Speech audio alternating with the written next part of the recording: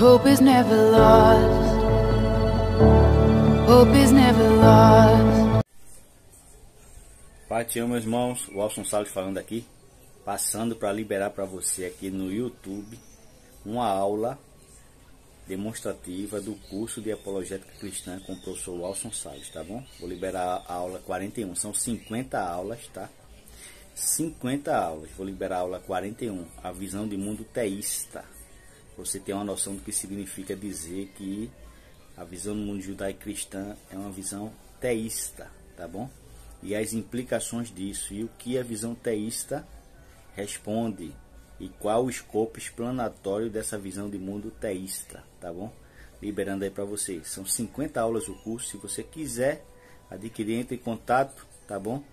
E a gente vai, eu vou repassar para você todas as informações, tá bom? Bons estudos aí, Deus abençoe a todos, em nome de Jesus.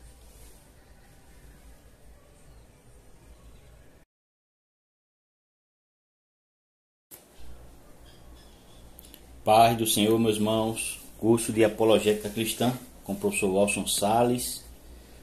Aula agora, a visão de mundo teísta. Tá? É importante entender o que significa a visão de mundo teísta.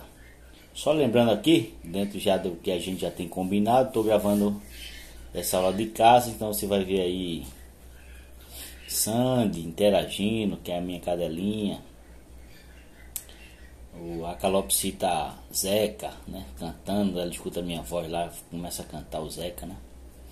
Então, ignore essa parte e foque no conteúdo, tá bom? Vamos lá, a aula A Visão do Mundo Teísta. Na introdução do livro The Blackwell Companion to Natural Theology, os filósofos analistas da religião, né, William Lane Craig e J.P. Moreland, fazem uma breve retrospectiva do famoso ressurgimento do interesse no teísmo, tá?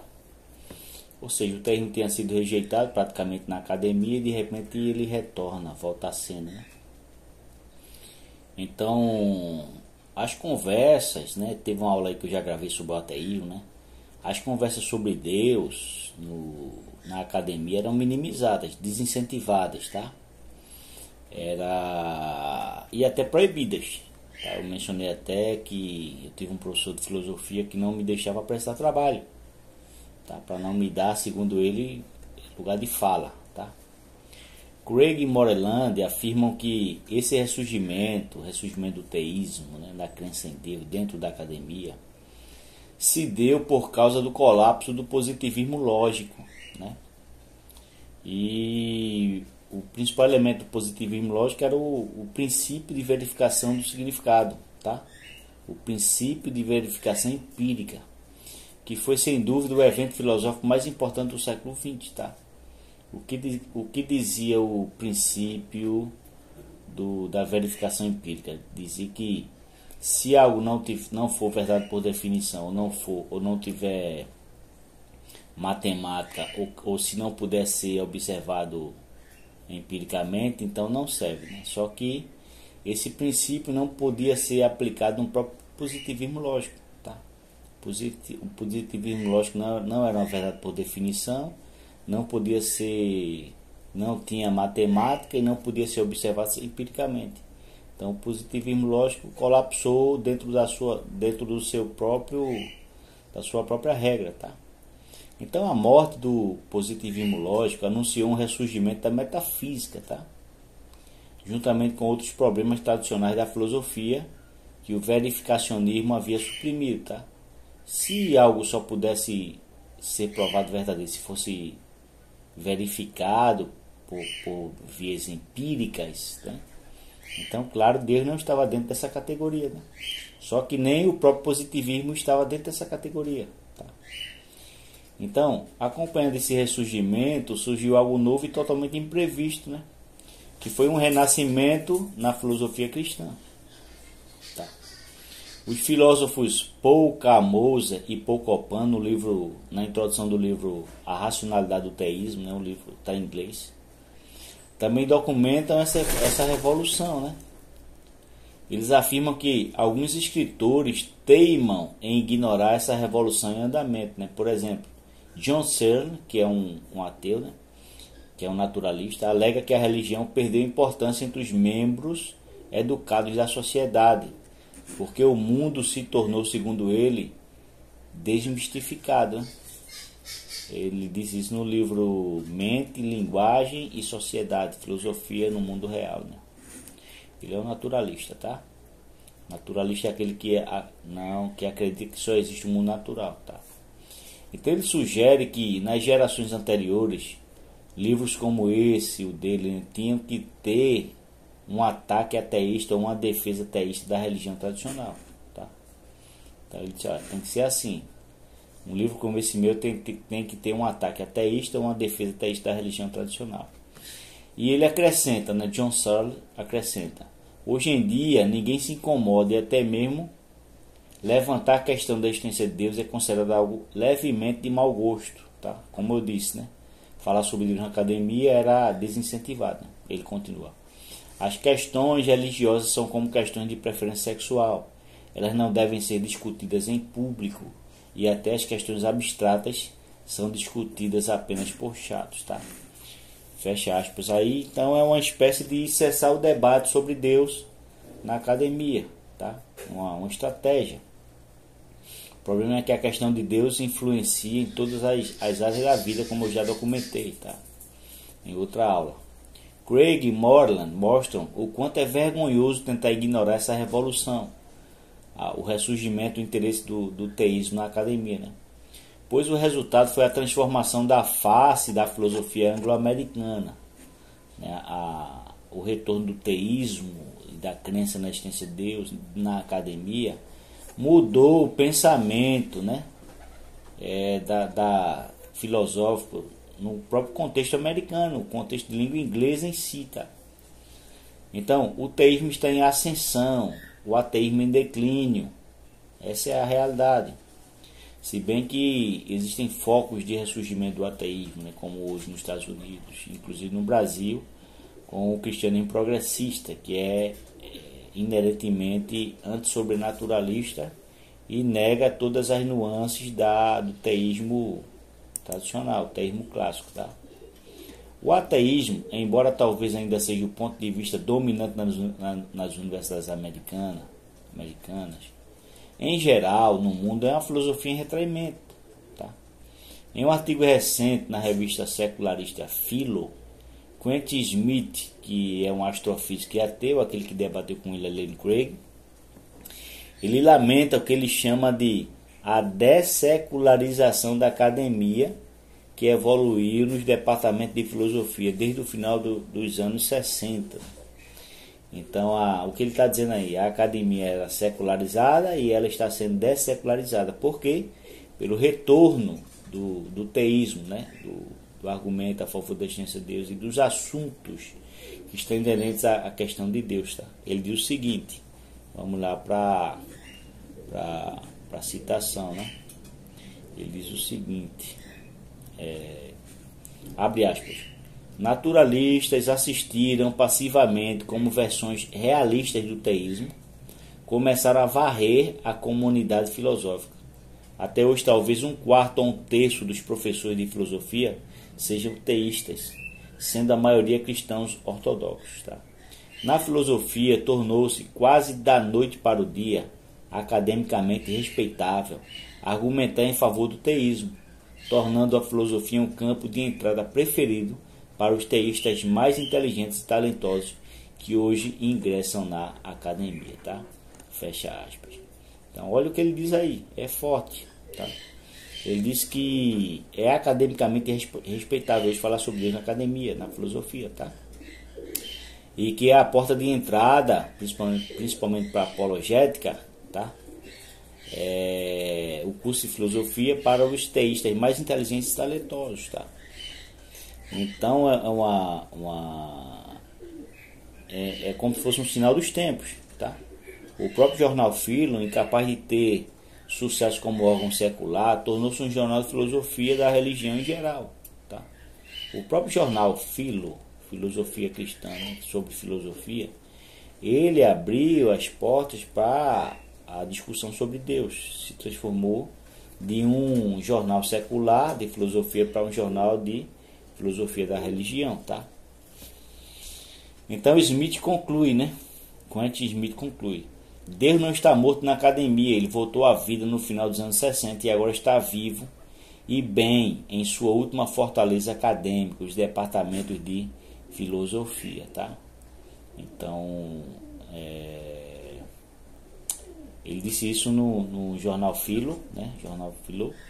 O título do artigo é A Metafilosofia do Naturalismo, tá? E aí ele reconhece que o teísmo voltou à cena e voltou forte, tá bom? Paul Camosa e Paul Copan mostram a pujança e a força desse movimento teísta, pois o surgimento e crescimento relativamente recente da Sociedade de Filósofos Cristãos, tá? Estuda em inglês, tá?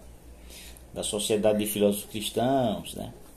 Com seu jornal Fé e Filosofia, e da Sociedade Evangélica Filosófica, né? Com seu jornal Filosofia Christi, atestam uma mudança notável no cenário intelectual. Livros como Filósofos que Creem, né? Tá em inglês.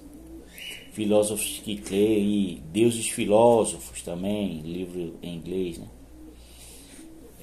Que foram publicados na década de 90, veja só. E nunca foram traduzidos para o português, tá? Então, esses livros contam em primeira mão as histórias de alguns filósofos importantes, cujo compromisso com Deus orienta e direciona como eles pensam e vivem, tá? E não pense o contrário, tá? O pensamento, o que uma pessoa pensa sobre Deus, direciona como as pessoas pensam e vivem, não só individualmente, mas em sociedade, tá? Então, Deus é o ponto central. A mudança de tom da filosofia, tá? E eu disse isso quando eu participei de um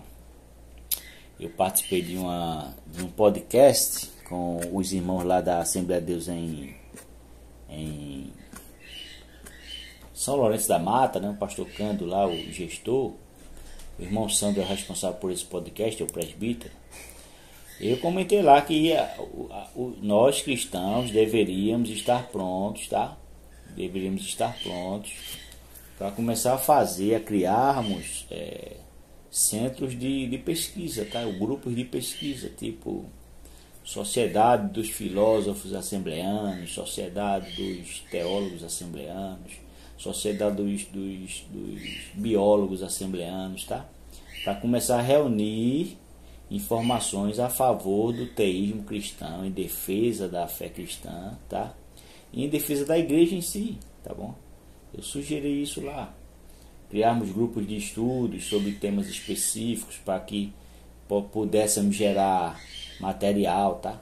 Para que as pessoas pudessem de fato ter acesso a esse material e crescer na graça e no conhecimento e na capacidade de defender a fé, tá?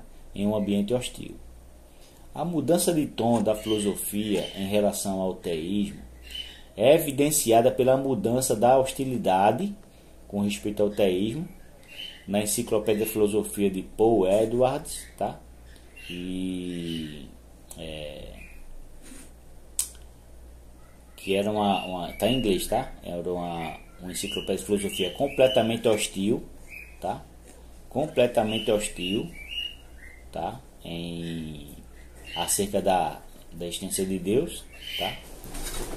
Essa enciclopédia de filosofia foi editada, ela foi publicada em 1967, tá? Essa enciclopédia de Paul Edwards, e ela foi editada por Donald Borchert em 1996, e aí foram incluídos verbetes mais simpáticos ao teísmo, tá?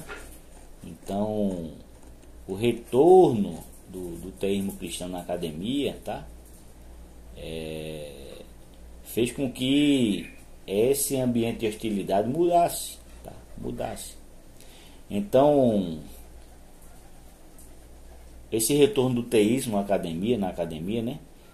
Foi evidenciado pela mudança da hostilidade com respeito ao teísmo, nessa enciclopédia de filosofia de Paul Edwards, para uma simpatia pelo teísmo na Routledge Encyclopedia of Philosophy, mais recente, tá? Que foi publicada no ano 2000. eu de fato não entendo como obras como essas não são publicadas no Brasil, né? Infelizmente. Quentin Smith lamentou a dessecularização da academia, tá?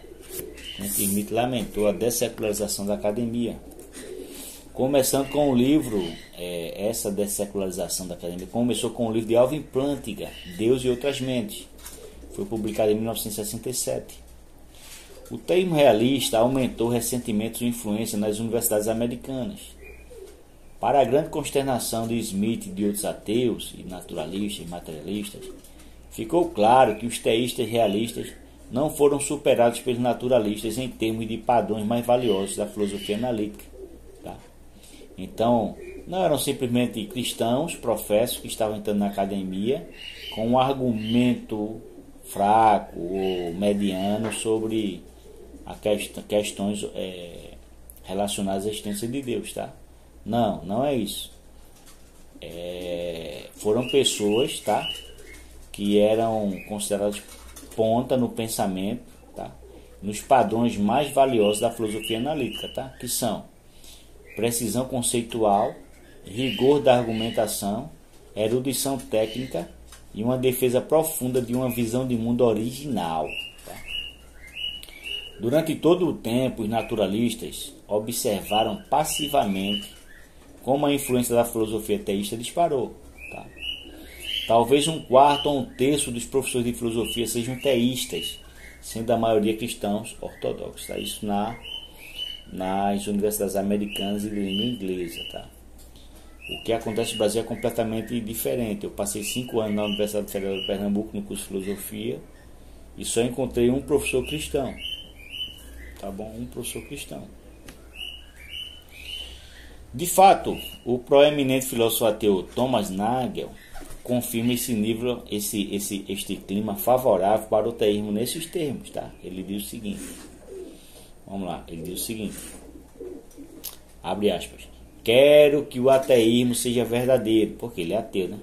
Quero que o ateísmo seja verdadeiro e me incomoda o fato de que algumas das pessoas mais inteligentes e bem informadas que conheço sejam religiosas.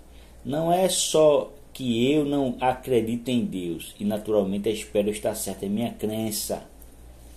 É que espero que Deus não exista. Eu não quero que haja um Deus. Eu não quero que o universo seja assim. Fecha aspas, tá?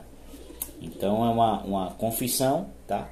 Bem aberta, pujante, patente de um ateu, tá? De um ateu de renome, tá bom? Que é o Thomas Nagel.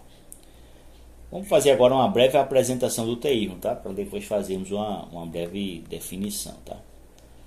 Então, vamos apresentar o que significa o termo teísmo, o significado, tá? Depois nós vamos para as definições. O teísmo é a visão de mundo que afirma que Deus existe como um ser com certas propriedades específicas, tá? Um Deus infinito e pessoal que criou o universo do nada, de forma miraculosa, e que intervém no mundo por meio de milagres. Há 3 grandes religiões teístas, o judaísmo, o cristianismo e o islamismo. Apesar de 3 tradições religiosas serem teístas, minha meta não é apreciar o teísmo dessas 3 tradições em particular, mas mostrar o teísmo geral, aquele que não depende da revelação especial dessas tradições, ou seja, aquele teísmo que defende que se Deus existe, independente de qualquer tradição religiosa ou revelação especial, como a Torá, a Bíblia ou o Corão, ele deverá ter certas propriedades específicas, tendo em vista a forma como o universo e o mundo são organizados. Tá? Eu vou repetir, é importante, preste atenção. Apesar de 3 tradições religiosas serem teístas, o judaísmo, o cristianismo e o islamismo, tá? Apesar dessas 3 tradições religiosas serem teístas, minha meta não é apreciar o teísmo, ou seja, a concepção de Deus de dentro dessas 3 tradições, do judaísmo, cristianismo e islamismo, tá? Ou seja, do que sai dos 3 livros dessas 3 tradições, tá? Que é a Torá, a Bíblia e o Corão, tá? Não. A minha intenção é mostrar o teísmo geral, aquele que não depende da revelação especial dessas traduções. Ou seja, que não depende da revelação especial dessas traduções, que são a Torá, a Bíblia e o Corão, tá? Ou seja, pretendo defender aquele termo que defende que se Deus existe, independente de qualquer tradição religiosa ou revelação especial, tá? Ou seja, se Deus existe, independente dos livros sagrados dessas três religiões, ele deverá ter certas propriedades específicas, não de acordo com esses livros sagrados dessas religiões, mas de acordo com a forma, ou tendo em vista a forma como o nosso universo e o mundo são organizados, tá? A partir dessa inferência de como o mundo é organizado, podemos alcançar as características, tá, do termo cristão, ou do termo geral, tá? Do termo geral, digo. Tá bom? Então é importante. A partir de como o mundo é organizado, podemos saber quais são as características desse Deus, se ele existe, independente das tradições religiosas teístas, judaísmo, cristianismo e islamismo, tá bom? Ou seja, os seres humanos podem inferir certo conhecimento sobre Deus por meio da razão humana ao observar a ordem criada, tá? Eu vou repetir. Os seres humanos podem inferir certo conhecimento sobre Deus por meio da razão humana ao observar a ordem criada, tá? Pense sobre isso, internalize essas informações, porque isso vai lhe ajudar muito em um debate com céticos, tá? Só observando, se você vai evangelizar uma pessoa que não acredita na Bíblia, tá? E que seria contraproducente você abrir a Bíblia e pregar para ele não crê, não tem nenhum respeito pela Bíblia, aquilo vai ser um ponto de parar na conversa. Você pode começar o diálogo, tá? Mostrando certas características do universo e mostrando as implicações de que se o universo foi criado, como a ciência aprovou, tá? O universo não é eterno, a matéria não é eterna, a matéria não é necessária. De acordo com essas características, a inferência é que quem trouxe o mundo à existência tem que ter certas propriedades, tá? De acordo com as características do mundo criado, tá bom? Richard Swinburne destaca bem quais são essas propriedades, tá? Quais são essas propriedades? Ser uma pessoa sem corpo, ou seja, ser espírito, estar presente em todos os lugares ao mesmo tempo, ser onipresente, ser o criador do universo, ser perfeitamente livre, ser capaz de fazer todas as coisas, onipotente, aqui dica-se de passagem, que são de acordo com a natureza dele, tá? E que não sejam impossibilidades lógicas. Eu já mencionei em outra aula que existem coisas que um Deus poderoso ou todo-poderoso não pode fazer por inconsistências lógicas, tá? Então, esse ser também tem que ser conhecedor de todas as coisas, onisciente, tem que ser perfeitamente bom, ser uma fonte de obrigação moral, ser necessário, eterno, santo e digno de adoração.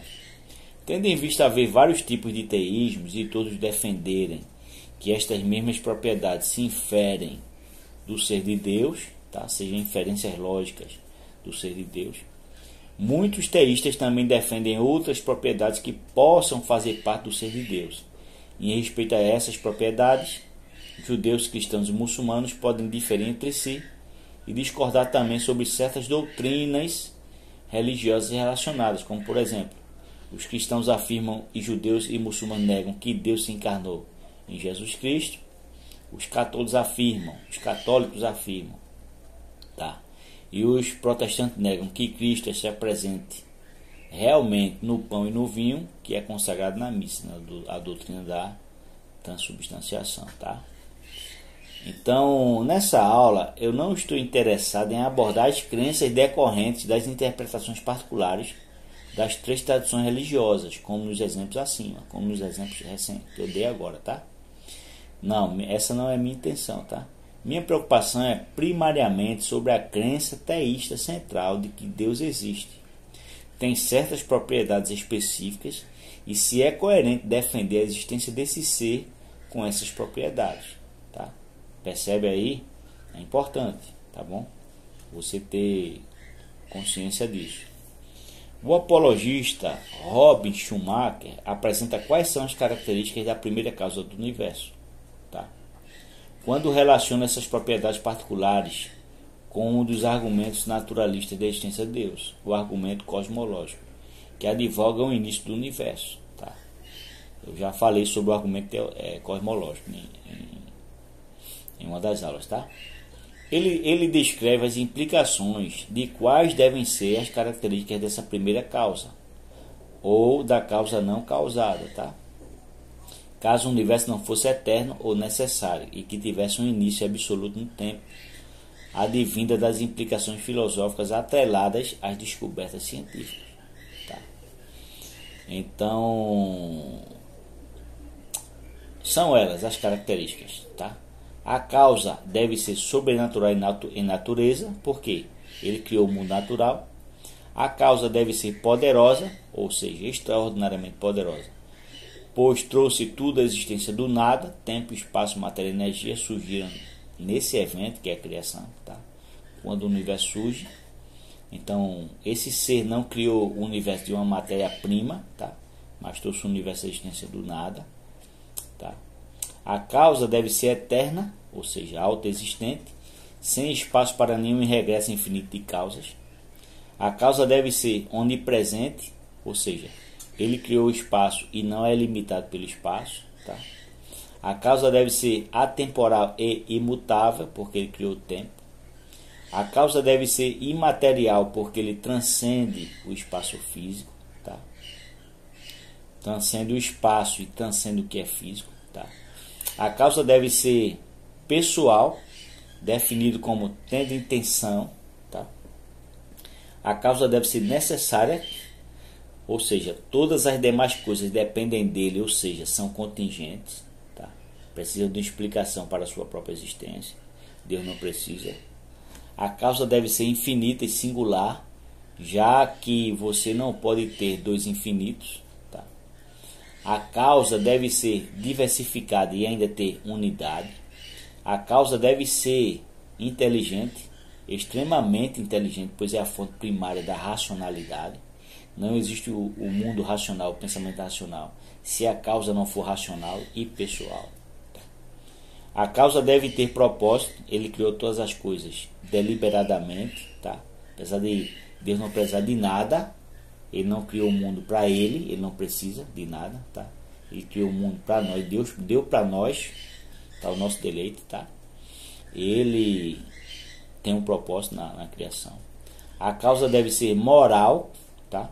Nenhuma lei moral pode ser recebida sem um legislador. Tá? A causa deve ser zelosa, ou nenhuma lei moral teria sido dada. Tá? É importante. É importante termos essa consciência, tá bom?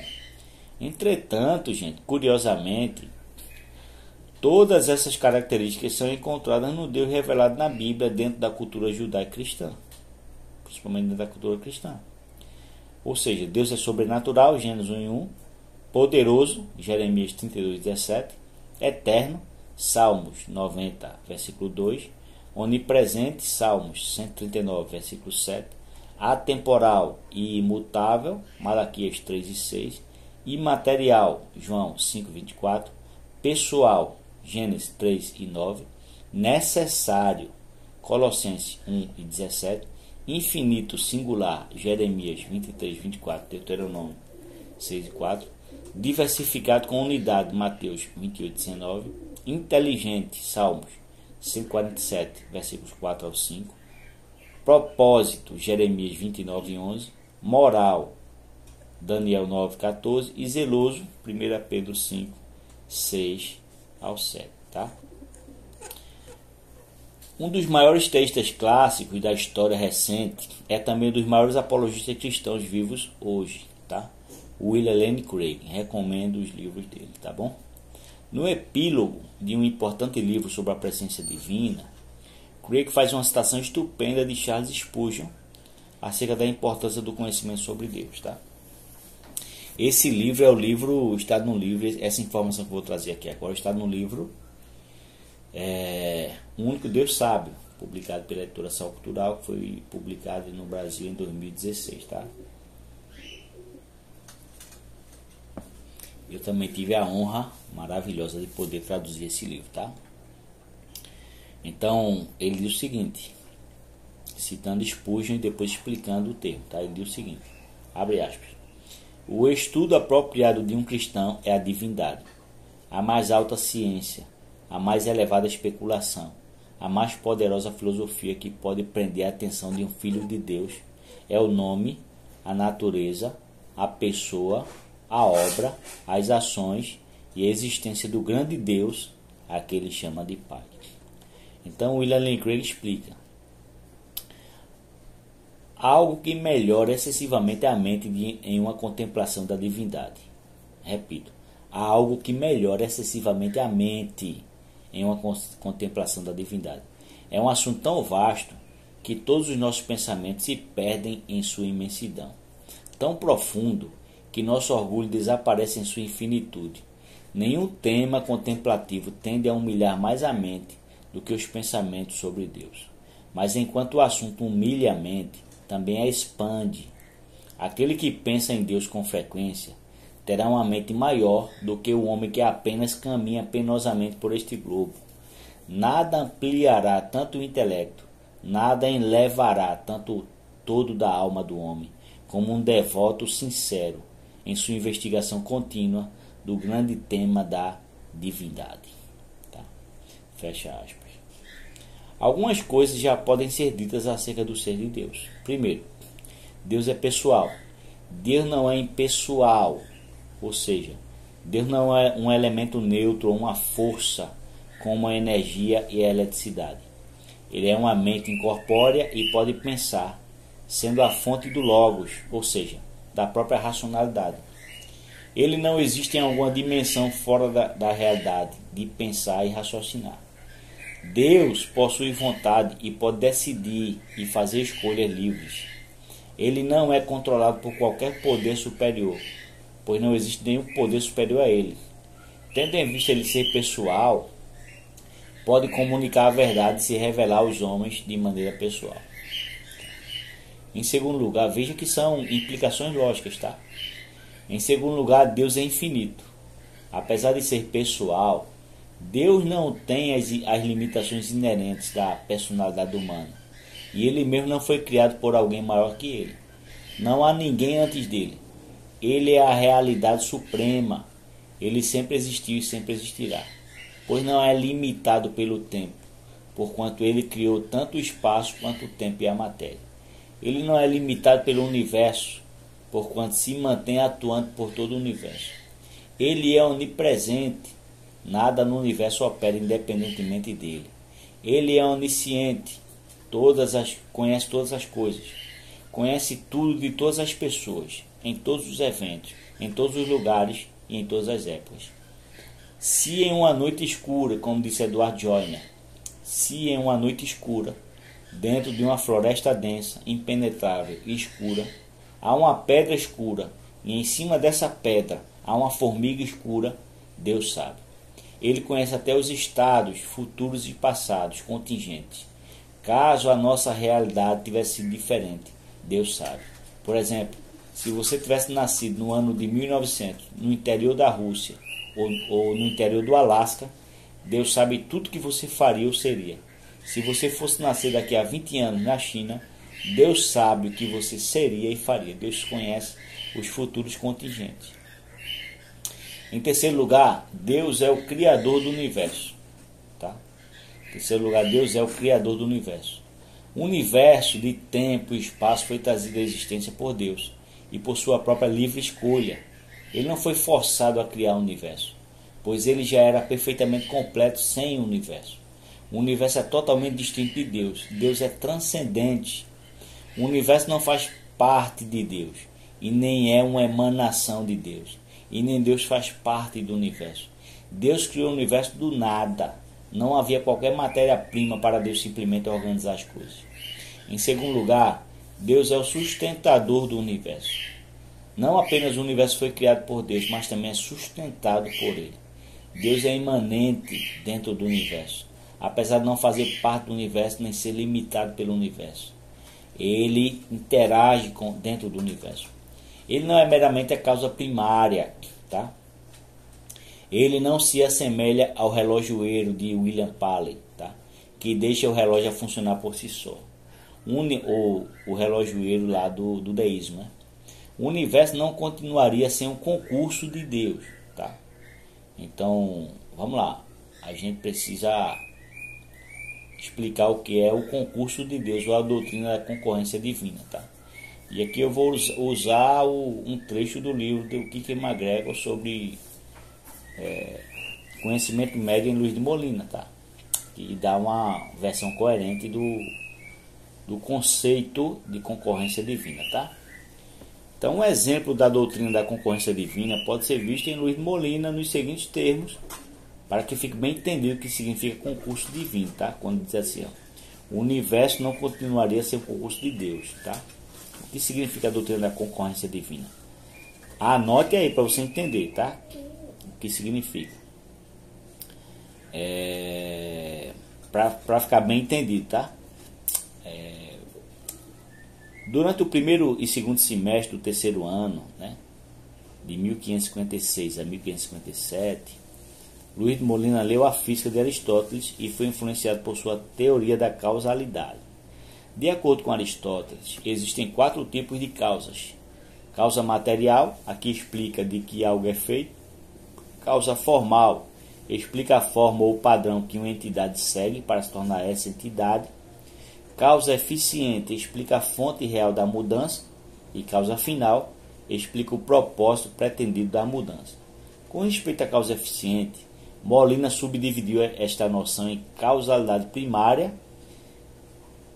causalidade particular direta, né, e causalidade geral, universal ou indireta.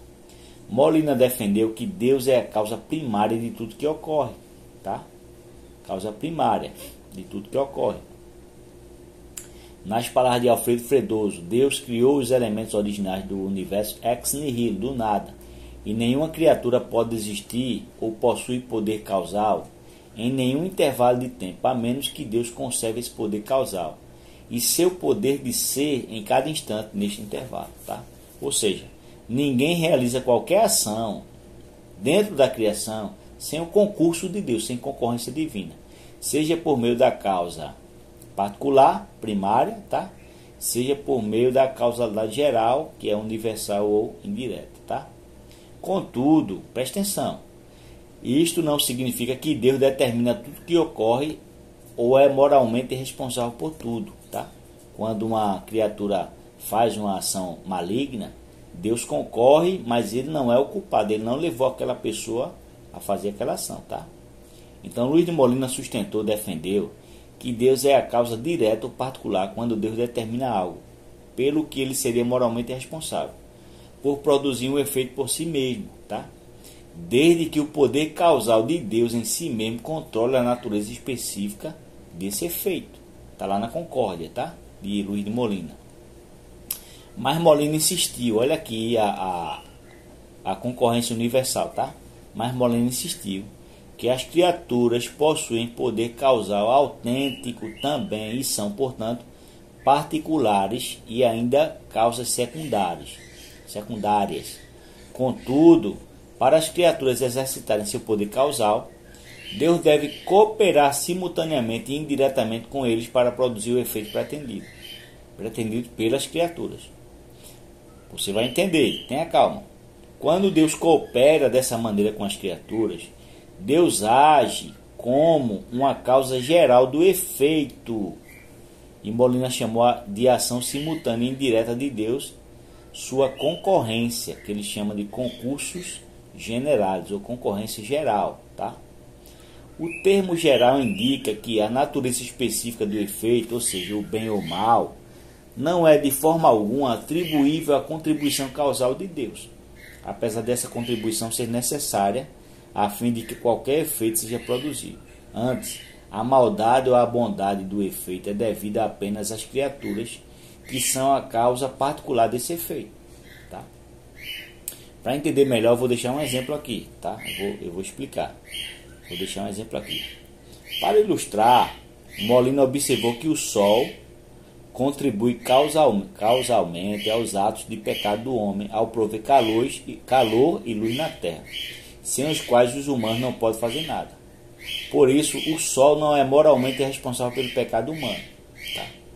Obviamente, no entanto, o Sol não é moralmente responsável pelo pecado do ser humano, pois nenhuma de suas contribuições causais determinaram a produção das ações pecaminosas. Tá? Os seres humanos escolheram livremente a capacitação causal do Sol com respeito às ações pecaminosas e são, portanto, os únicos responsáveis pelo pecado. Está lá na Concórdia, tá? Exatamente da mesma forma, Molina asseverou: as criaturas usam a capacitação causal da concorrência geral de Deus com respeito às ações pecaminosas, apesar de que Deus não deseja absolutamente que a sua concorrência geral seja usada da maneira que é usada. Vocês já estão entendendo, né? Assim como o Sol, Deus é a causa geral do pecado humano e tudo mais que os seres humanos fazem, mas sem determinar ou ser moralmente responsável por essas ações, por esses pecados. Como Fredoso colocou muito bem para Molina, Deus é a paradigmática causa indeterminista.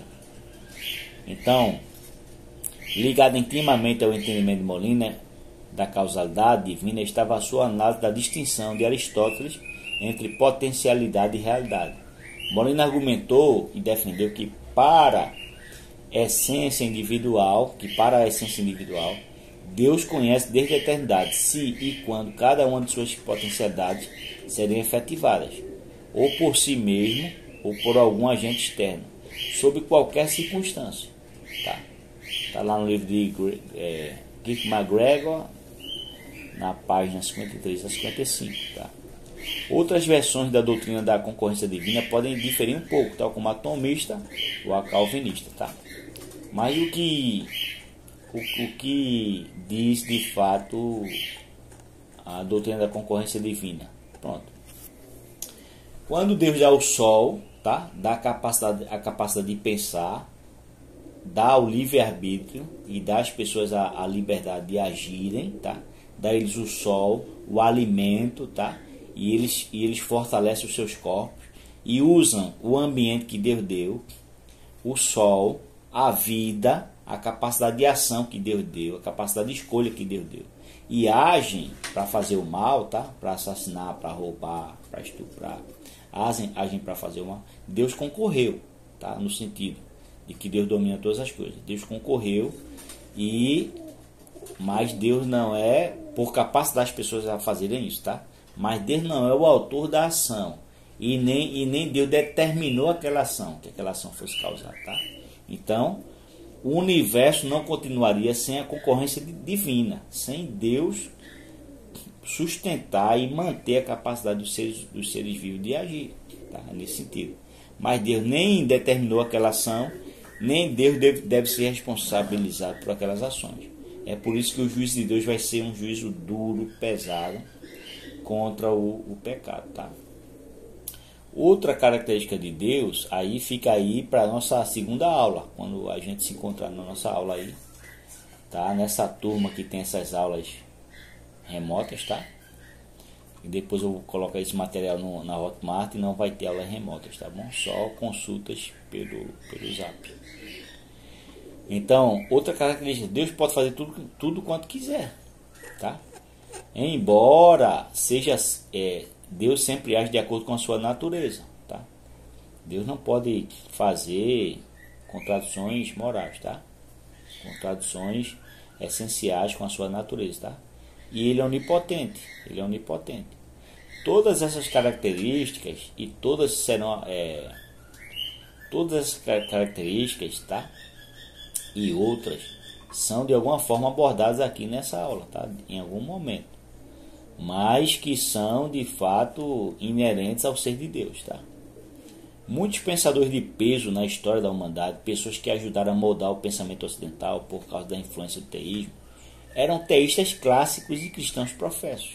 Entre os principais defensores do teísmo clássico estavam Santo Agostinho, que viveu de 354 a 430, Santo Anselmo, que viveu de 1033 a 1109, e Tomás de Aquino, que viveu de 1224 a 1274. Tá? No mundo moderno estão Descartes, que viveu de 1596 a 1650, Leibniz, que viveu de 1646 a 1716, William Paley, né, o grande proponente do argumento do relógio, né, que viveu de 1743 a 1805. São alguns dos defensores mais conhecidos do teísmo. Talvez o representante mais popular do teísmo no século XX tenha sido C.S. Lewis, tá? Que é o ex-ateu, que foi o maior pensador cristão e o maior apologista cristão do século XX. Tá? Recomendo os livros dele. Ele viveu de 1898 a 1963. Entre outros, tá? Existem muitos. Atualmente, muitos filósofos da religião, cuja maioria é cristã, estão no rol dos defensores do teísmo clássico. Tá? Eu vou colocar em ordem, eu vou dizer aqui em ordem alfabética. Eu não conheço todos, tá? Eu não conheço todos. Mas os que eu conheço, eu vou dizer esse eu indico, tá? Eu não conheço todos. Entre eles, que são os principais defensores do teísmo clássico hoje, em ordem alfabética, estão Alexander Pruss, recomendo. Alvin Plantinga, recomendo. Brian Leftow, Bruce Reichenbach, Charles Rastorn, Charles Taliaferro, recomendo. Clement Dorr, Dale Allison, Dallas Willard, recomendo. David Clarke, David Oderberg, David P. Hunt, Del Ratchis, Douglas Gavitt, recomendo. Francis Beckwith, recomendo. G.W. Whitrow, Gary Habermas, recomendo. Gerald O'Collins, Gregory Gansley, recomendo. J.P. Moreland, recomendo. James Sinclair, recomendo. Jerome Gelman, John Hare, John Leslie, Kei Man Kiwan, é um chinês, né? Kate Yandel, Kurt Godel, Marilyn Adams, Mark Linville, Mark Nowak, Michael Denton, recomendo. Michael J. Murray, N.T. Wright, recomendo. Norman Malcolm, recomendo. Paul Copan, recomendo. Paul Davis, Paul Moser, Paul K. Moser, recomendo. Peter Van Inwagen, Richard Swinburne, recomendo. Richard Taylor, Robert Adams, Robert Maydole, Robert Coons, recomendo. Robin Collins, Stephen Davis, Stephen Evans, recomendo. Stephen Wickistra, Stuart Goetz, recomendo. Stuart Hackett, Timothy e Lydia McGrew, Timothy O'Connor, Victor Herbert, recomendo. William Alston, recomendo. William Dembski, recomendo. William Lane Craig, recomendo. William Wainwright, entre outros, que são especialistas em temas dos mais diversos, como o argumento cosmológico, o argumento cosmológico Kalam, o argumento cosmológico tomista e de Leibniz, o argumento teleológico, o argumento da sintonia fina, o argumento da consciência, o argumento da razão, o argumento moral, o problema do mal, o argumento da experiência religiosa, o argumento ontológico, o argumento dos milagres, junto com todos os conteúdos relacionados com os atributos e a natureza de Deus, tá? Então, eu não posso garantir uma abordagem circunstancial em todos esses temas, tá? Nesse curso e nem muito menos nessa aula, tá? Mas aqui ou ali vai ter um esboço considerável, tá? Um esboço considerável sobre a questão do teísmo, tá bom? A questão do teísmo, tá? Vamos agora para as definições do teísmo, tá bom? Definições. As definições do teísmo, tá? O fenômeno religioso é consenso geral, tá? Em todas as culturas, perpassando todas as eras, a religião tem desempenhado um papel de destaque na vida do ser humano, seja de forma negativa, como por exemplo no sacrifício de seres humanos e outras tradições perniciosas, né, como o Suti da Índia, né, que foi erradicado pelo missionário William Carey, né, o que era a tradição Suti. Quando um pai de família na Índia morria, a esposa era entorpecida e era queimada junto com o corpo do marido, viva, era queimada viva, tá? Então o papel de destaque, né, tanto de forma negativa como de forma positiva, como por exemplo, na valorização da vida humana, na cultura judaico-cristã, que defende o valor da vida humana com base no fato de que fomos criados à imagem e semelhança de Deus. Isso é inegável, né? Então, vou apresentar a definição de um especialista em religiões, Rinels, né, um dicionário das religiões, e a definição do termo teísmo de um filósofo secular, né, o Antony Flew, o ex-ateu, tá, que abandonou o ateísmo, mas essa definição dele é de quando ele era ateu, tá? A primeira definição de teísmo por Rinels, né? Teísmo, primeiro, crença no único ser divino, Deus, mais do que um Deus, tá? Então ele é crença em um ser divino pessoal, ativamente relacionado com a realidade divinamente criada, que inclui a raça humana, mas distinto dela. Dessa maneira, o teísmo adota não só a imanência, presença dentro do mundo e interação com o mundo, mas também a transcendência, ou seja, diversidade, independência e separação do mundo de Deus. Nisto, contrasta com o panteísmo, tá? De um lado, e com o deísmo do outro, que sustenta ser Deus o Criador, mas sem atividade no que criou. Tanto o panteísmo quanto o deísmo diz que Deus é o Criador, mas sem atividade no que criou, tá? E digo o deísmo, né? O deísmo sustenta Deus ser o Criador, mas sem atividade no que criou. O panteísmo, Deus é o mundo e o mundo é Deus, tá?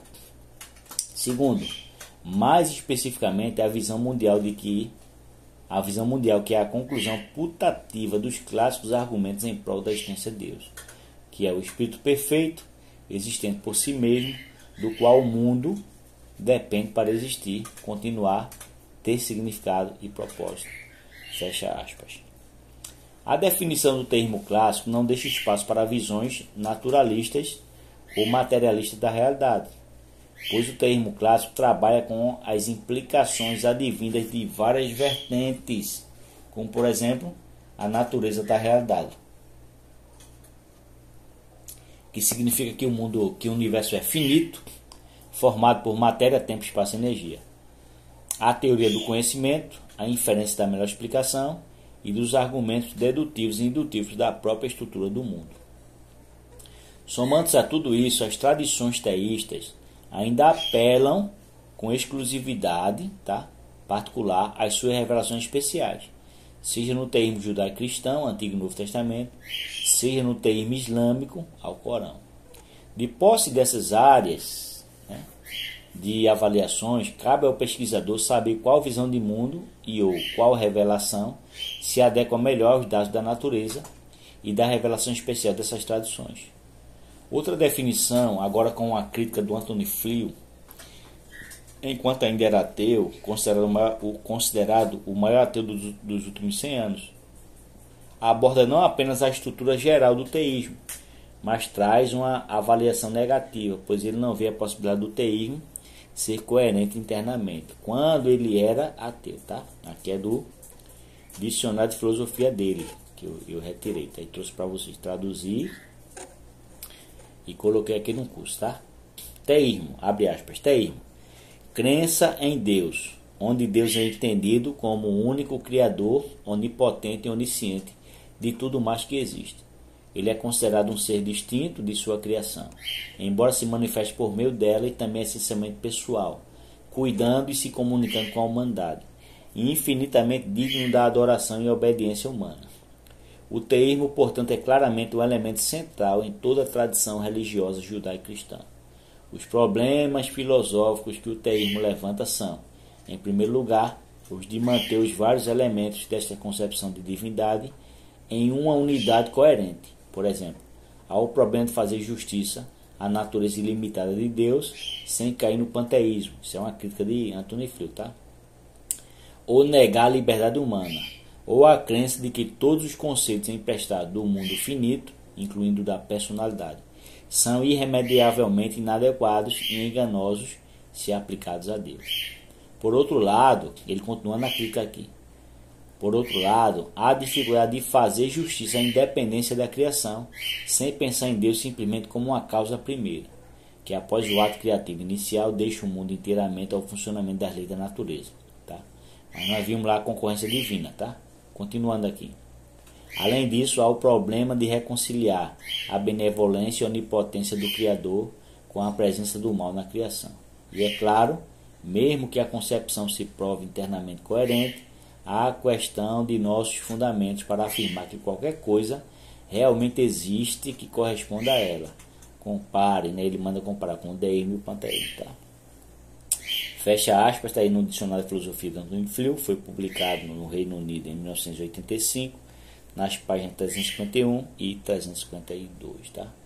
O Antônio Flew dá uma concepção fiel do que implica o teísmo e encerra apresentando os pretensos problemas filosóficos que supostamente o teísmo levanta, tá? Eu não quero minimizar as dificuldades que surgem em nossas mentes finitas ao meditarmos, por exemplo, em um ser que é espírito por definição e, portanto, incorpóreo, e que domina sobre e interage com o mundo material, tá? Então, aqui ou ali vai surgir uma resposta ao tema específico, tá? Mas eu posso adiantar duas coisas aqui, tá? A primeira é a que decorre naturalmente da natureza da realidade do mundo. É o que falei no início, as implicações são claras, pois se a matéria não é eterna nem necessária, logo que trouxe o mundo material à existência, tem que ser imaterial, como espírito incorpóreo e extremamente poderoso.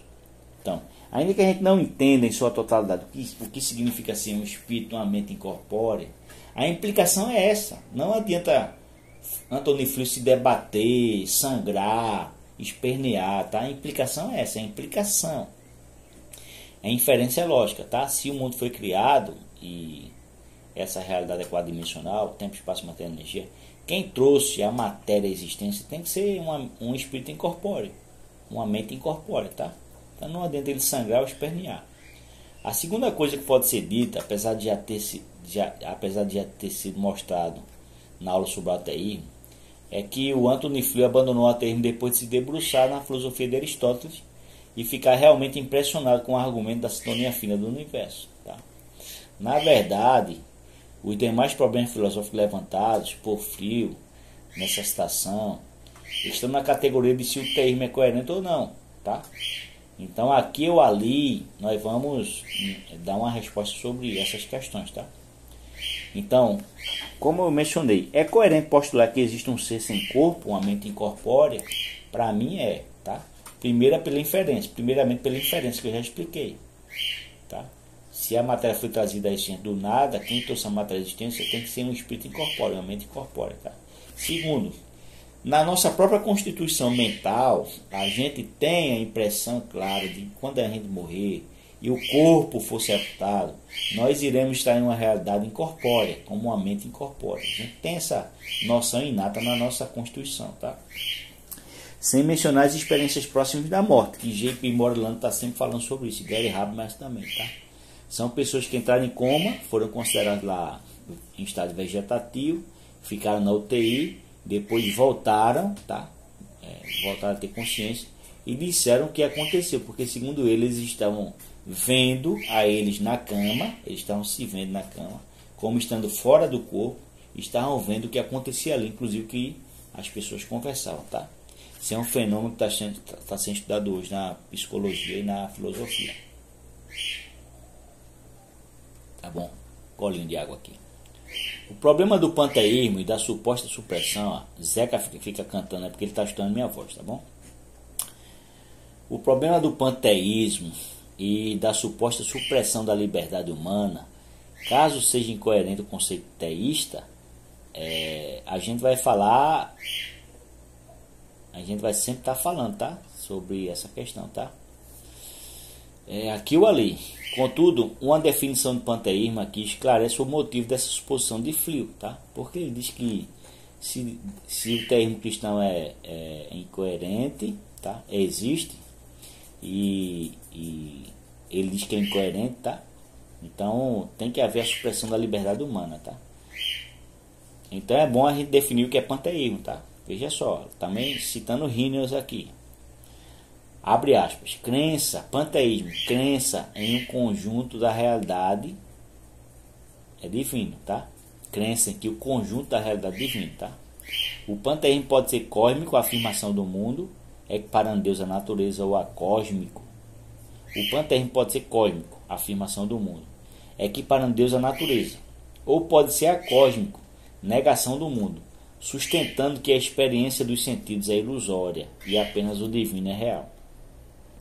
O primeiro semelha o panenteísmo, tá? Como na teologia do processo, segundo o qual Deus inclui e impregna tudo o que é conhecido pela experiência dos sentidos, mas não é exaurido por ela. Tá? Então vamos agora explicar o que significa aqui panteísmo e por que Flio disse que se o teísmo fosse verdadeiro, a liberdade humana teria que ser suprimida. Tá? Perceba que no panteísmo Deus é tudo e tudo é Deus. De modo geral, caso essa visão do mundo seja verdadeira, seríamos apenas extensões de Deus com percepção ilusória do próprio ser, o eu. Tá? Então, se o panteísmo é verdadeiro, a nossa percepção do eu, de que eu sou uma entidade pessoal, o eu, o self, é ilusória. A própria realidade, se o panteísmo for verdadeiro, é ilusória. E a própria liberdade, se o panteísmo for verdadeiro, é ilusória. Tá? Então, o próprio ateísmo está ligado a essa concepção. Tá? Se o ateísmo for verdadeiro, a realidade é ilusória, a nossa percepção do eu é ilusória, nós somos apenas danças do DNA, do molécula do nosso corpo, e a nossa liberdade também é ilusória. Tá? Parece que muito do que nega o ateísmo cristão termina descambando em um conceito ilusório da realidade. Tá? Então, temos que nos deter um pouco por aqui para não deixar sem resposta uma crítica importante do Antônio Flio, do tempo que ele era ateu. Tá? Temos que postular, para responder, temos que postular duas possibilidades. A primeira é a da condição ilusória do panteísmo. A segunda é a que afirma que, pelo fato de sermos seres pessoais, ou seja, temos intelecto, emoções, intelecto, vontade, consciência, razão e liberdade, temos que ter sido criados por um ser pessoal e racional. Das duas opções, temos que escolher apenas uma. Ou somos emanações ou extensões de um ser impessoal, com a impressão ilusória de que somos seres pessoais com liberdade, ou somos seres pessoais racionais reais, criados por um ser real, racional, pessoal e distinto da criação. Não existem boas razões para pensarmos que tudo não passa de uma ilusão. Logo, não faz sentido postular essa opção. A crítica de Flio não se sustenta. Somando a essa falta de coerência interna do panteísmo, temos a revelação especial na tradição judaico-cristã, que confirma as nossas impressões sobre nós mesmos e sobre a realidade, ou seja, a de que um Deus pessoal nos criou a sua imagem e semelhança em um passado finito e criou a própria realidade. Tá? Apesar de não ser o tema em questão, ou seja, o panteísmo em si, mas por ser um tema transversal no que diz respeito à questão da liberdade, é importante destacar essa característica distintiva do termo cristão clássico aqui. Tá? William Lane Craig, ao criticar o conceito de providência divina no calvinismo, que corresponde ao determinismo rígido e, portanto, nega a liberdade humana, no livro 4 Visões sobre a Providência Divina, não está em inglês esse livro, Craig apresenta citando um calvinista de peso, D.A. Carson. Tá? Ele cita o D.A. Carson. Tá? No livro Soberania Divina e Responsabilidade Humana, né?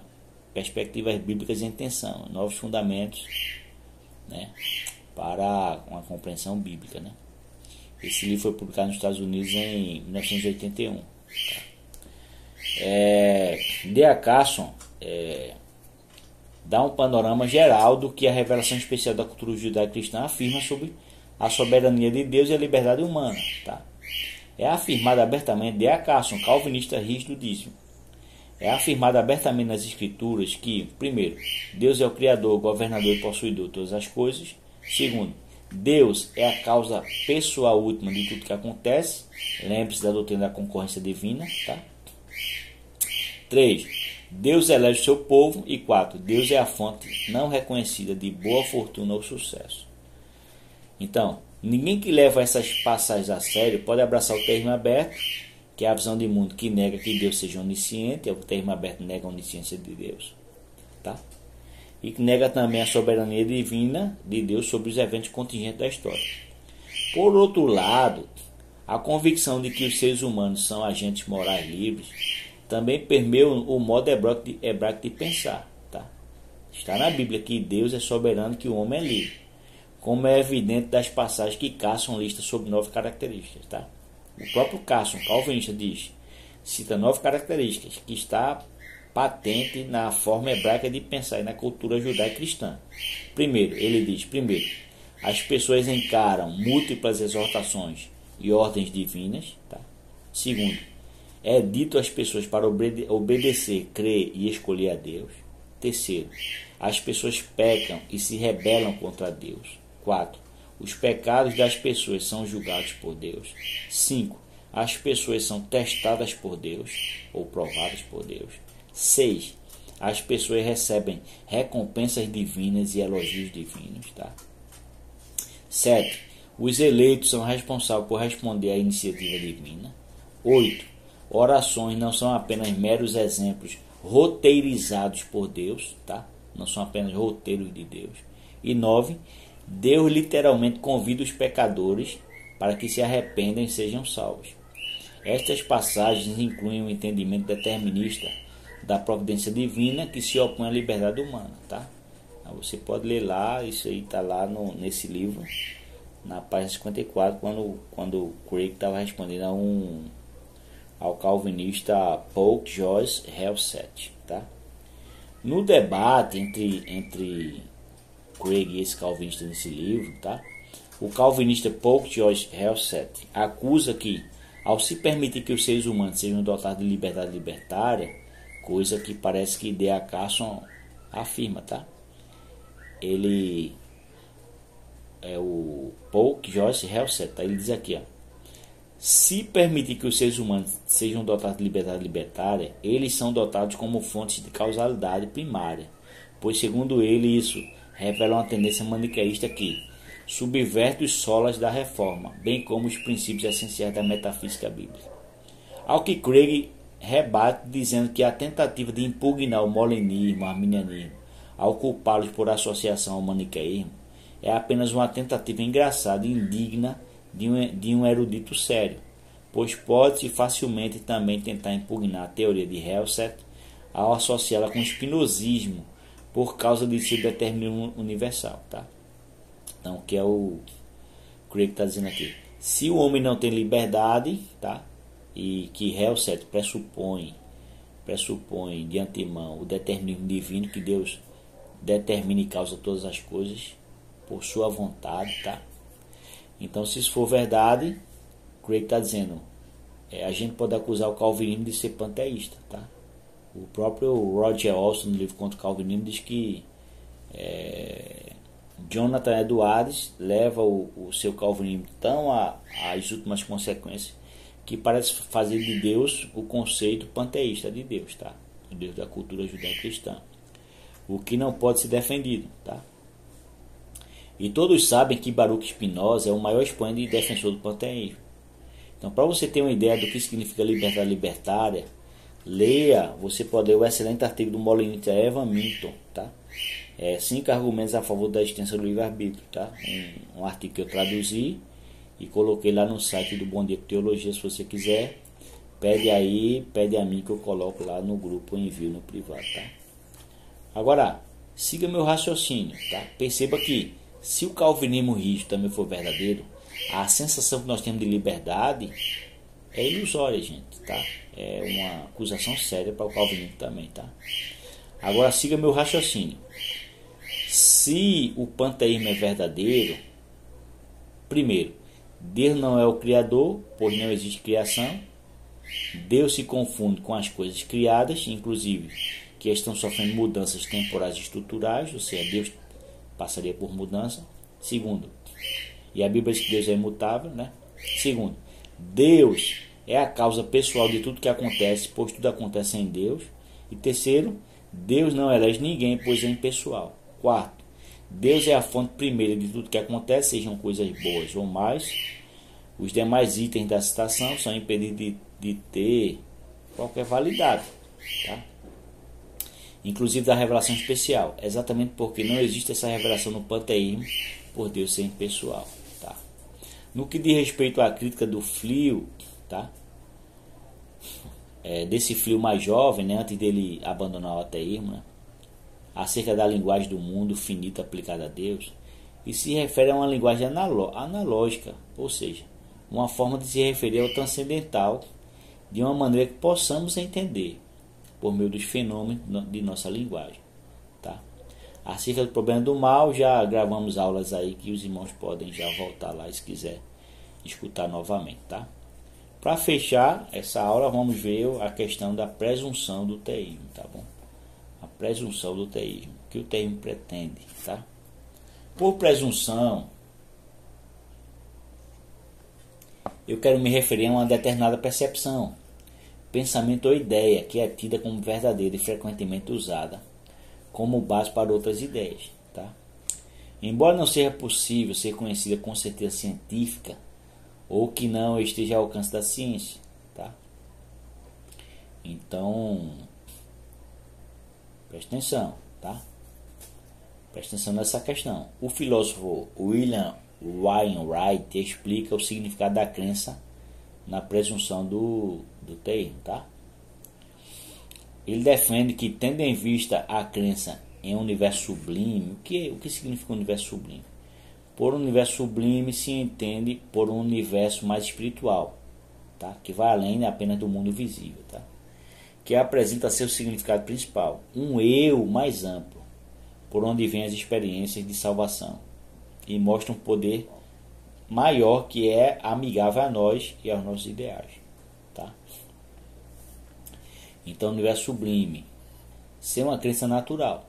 Ele defende, tendo em vista a crença no universo sublime, ser uma crença natural. A presunção fica a favor da convicção religiosa, tá? Contudo, algumas coisas podem ser ditas sobre a expressão crença natural.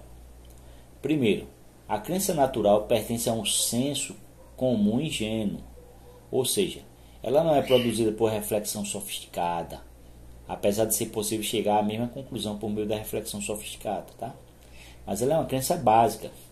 Ela não depende de justificação racional, ou pelo menos não são afetadas por desafios sofisticados.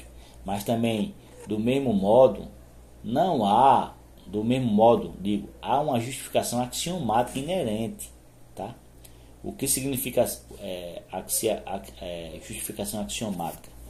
Por justificação axiomática, eu quero dizer teoria coerente e sistemática, formada inicialmente por um conjunto organizado de noções primitivas, admitidas sem demonstração, os axiomas, a partir dos quais é possível definir e demonstrar outros termos logicamente dedutíveis, tá?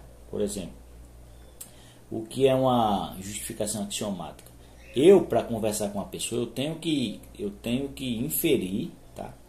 Crer, como uma crença básica, que aquele meu interlocutor tem uma mente, tá?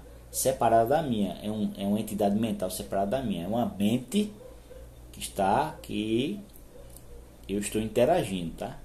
Eu não tenho como provar isso, eu não tenho como elaborar eu não preciso elaborar uma justificativa, tá? Reflexiva, altamente complexa para provar isso. Eu simplesmente creio e o debate ou o diálogo com aquele meu interlocutor prossegue, tá? Terceiro, deve ser crida se devemos agir corretamente, pois, por exemplo, não reconhecer a existência de outras mentes impediria a própria vida racional e o discurso, tá? Como é que eu vou discursar para um grupo de pessoas sem reconhecer que outras mentes existem além das minhas, tá? E eu não posso provar isso cientificamente. Em quarto lugar, ela é um fenômeno universal. As crenças naturais são um fenômeno universal.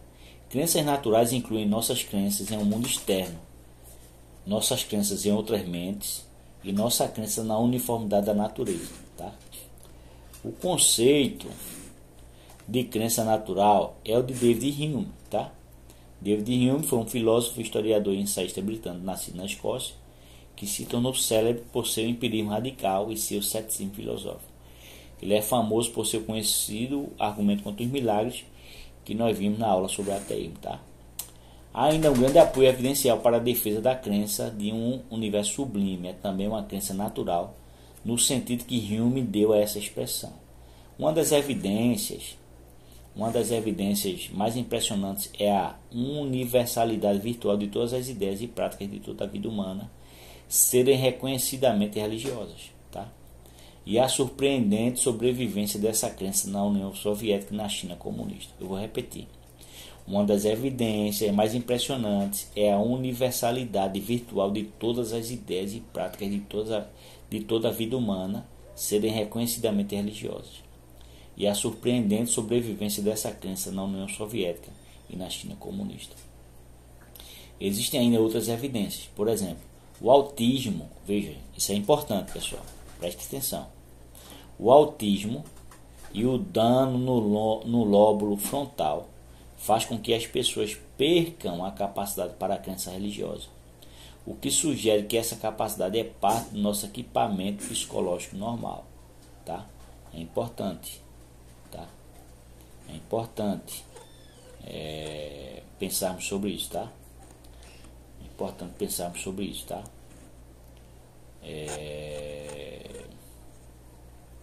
O que acontece aparentemente é que o dano neurológico causa uma incapacidade para experimentar sentimentos de respeito e admiração religiosos, tá? E outras respostas do afeto para a formação de uma crença religiosa vital, tá? Então, se o autismo ou o dano cerebral, o dano no lobo frontal, né, tira das pessoas essa capacidade para a crença religiosa, então a crença religiosa é algo inato ao ser humano. Essa capacidade de crença religiosa é parte do nosso equipamento psicológico normal. Ou seja, nós fomos criados para reconhecer a existência de Deus e para adorar Ele, tá? Logo, se o cristianismo ou alguma outra forma de teísmo tradicional é verdadeiro, então a religiosidade natural da humanidade foi implantada pelo Deus que nos criou e confirma a realidade do universo sublime, tá? O que sugere a presunção do... Então, agora é uma pergunta. O que sugere então a presunção do ateísmo? Tá. A descrença requer a supressão dos instintos religiosos naturais, gente. Se é racional acreditar em nossas faculdades e instintos naturais, na ausência de razões convincentes, a presunção está a favor da crença religiosa, bem como o ônus da prova está do lado que nega, pois a esmagadora maioria dos seres humanos acredita que o argumento a favor da existência de outras mentes ou que o mundo externo é real, é mais forte do que o argumento que nega. Veja, por exemplo, esse silogismo sobre a existência de outras mentes, tá? Está lá em Wainwright, tá? William Wainwright. Primeiro, nossa experiência parece nos apresentar a existência de outras mentes. 2. Não existem razões convincentes para pensarmos que nossa experiência é enganosa. E 3. Conclusão, nossa disposição para crer que outras mentes existem é virtualmente irresistível, tá? Então, a principal presunção ou pressuposição do teísmo é irresistível no sentido de que há apoio natural para tal crença e que a negação de tal crença não parece ser solidamente justificada, tá? Pois pressupõe a supressão de tais instintos naturais que são inatos nos seres humanos, tá? Então, por exemplo, o ateísmo é uma crença estritamente antinatural, tá? Então vamos lá para a próxima aula. Hope is never lost. Hope is never lost.